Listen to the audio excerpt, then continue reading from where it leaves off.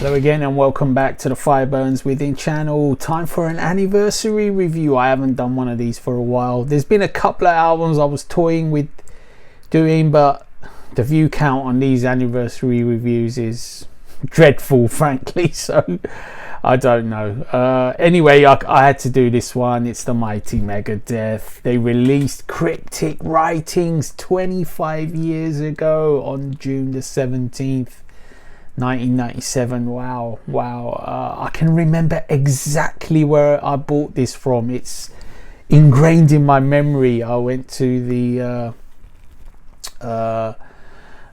department store. I went to HMV. I got it from HMV in Brent Cross here in London, and I just remember it very well, taking it home, being excited, put it in the player, play it. Still got the same CD to this very day. I haven't changed it, updated it. It's 25 years old. It's sitting there in the racks, still the same place. So let's have a little quick rundown of this one.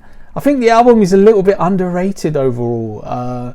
It's got a good mix of Megadeth styles. It's got a little bit of sort of the thrashier style. It's got the very sort of mid-tempo Countdown to Extinction style, and then it's got the very melodic Euthanasia style. So it does sort of a lot of everything, really. I mean, that's probably one of the reasons why people don't like it. They think, well, it's sort of neither here nor there. It's a neither here nor there release. But speaking as an all-round Megadeth fan, I absolutely love this album. I think it's wicked. It's really enjoyable, really melodic.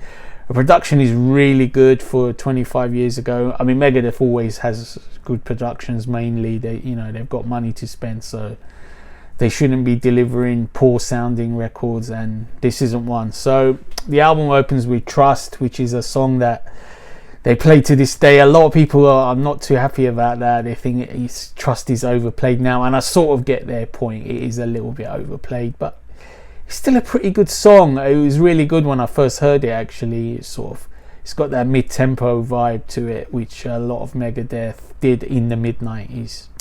Almost Honest is next, and it's also quite similar. It's sort of another sort of melodic Megadeth song. Then you've got Use the Man, which is almost like a ballad, if you like. But I think from memory it does get a little bit up-tempo in the middle. It's not my favourite, actually, Use the Man. I'm not a real fan of it, to be honest. I prefer the other two, the first two.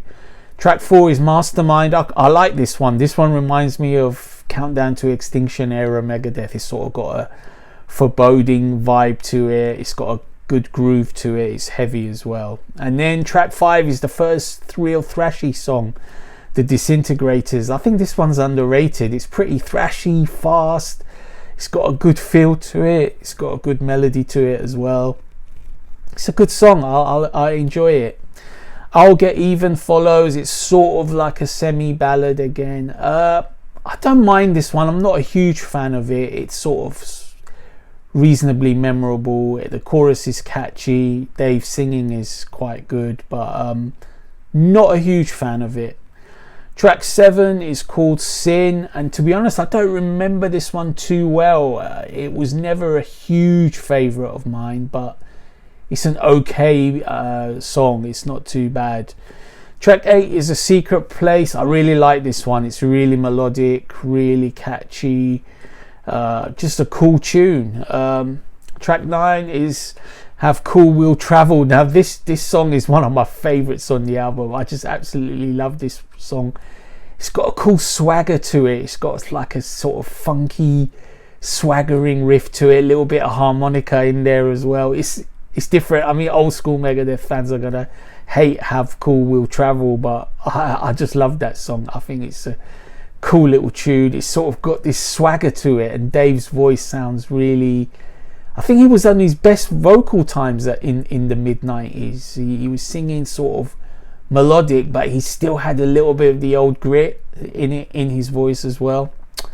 Track 10 is She-Wolf. This is a fan favourite. A lot of fans love this one, especially live where they do like extended solos. She-Wolf is a great track. It's sort of like a sort of Maiden inspired track. It's got that sort of galloping riff as well, so it's sort of old school Megadeth, but with still a little bit of the new style. The two final tracks are both excellent tracks. They're more of the thrashiest side. Vortex is a killer track. I love Vortex. It's got like twisty turny riffs, very enjoyable riffs.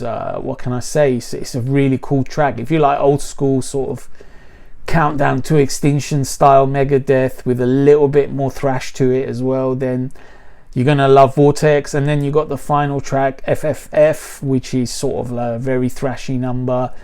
It's very much like a Metallica song. I think it's I'm not sure which one it is now. It's popped out of my head, but the riff is very similar to a Metallica riff. You'll know it. You can pop it in the comments if I can't remember at the moment. But I like FFF. It's a good way to go out on the album. It's sort of a thrashy vibe.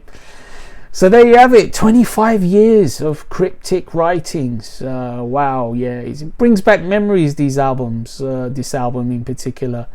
You know, I was becoming a big Megadeth fan. I mean, I became a huge Megadeth fan on Countdown to Extinction. That's when it really started, and then I worked my way backwards, and then obviously forwards as well, checking out the albums released since then.